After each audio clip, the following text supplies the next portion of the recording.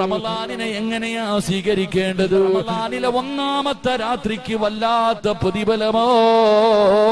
മനസ്സും ശരീരവും ശുദ്ധമാക്കി മഗ്‌രിബ് നമസ്കാരം കഴിഞ്ഞു. ഇശായിന് ബാങ്ക് വിളിക്കുന്നതിന് മുമ്പ് പള്ളിയിൽ പോയിരിക്കണം ചെറുപ്പക്കാരാ.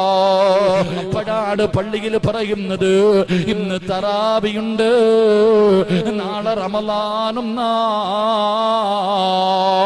കേൾക്കേണ്ട താമസമുണ്ടല്ലോ, കേൾക്കേണ്ട താമസമുണ്ടല്ലോ. വിളിച്ചു പറയണം അൽഹംദുലില്ലാഹ്, അനുഗ്രഹങ്ങളുടെ പൂക്കാലമായ ആ റമളാൻ മാസം ഇങ്ങനെ കടന്നു വന്നു എന്നറിയുമ്പോ ആ സന്തോഷത്തില് അൽഹംദുലില്ലാഹ് പറഞ്ഞിട്ട് സുജൂദിൽ വീഴണം, അല്ലാഹുവിന് ശുക്ർ ചെയ്യണം, അല്ലാഹുവിന് ശുക്ർ ചെയ്യണം. നീ സുജൂദിൽ വീണാ നിനക്ക് അല്ലാഹു തരുന്ന പ്രതിഫലം എന്തെന്നറിയുമോ? അല്ലാഹു ഭൂമിയിലേക്ക് നോക്കുകയാ. ആരാണ് റമളാനിനെ സ്വീകരിച്ചത്? ആരാണ് റമളാനിനെ സ്വീകരിച്ചത്? അല്ലാഹു ഭൂമിയിലേക്ക് നോക്കുകയാ.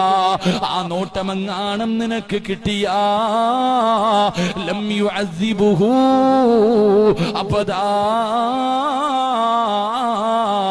പിന്നെ ഒരു കാലത്തും നിന്നെ അല്ലാഹു ശിക്ഷിക്കില്ലെന്ന് നബി മുഹമ്മദ് മുസ്തഫ.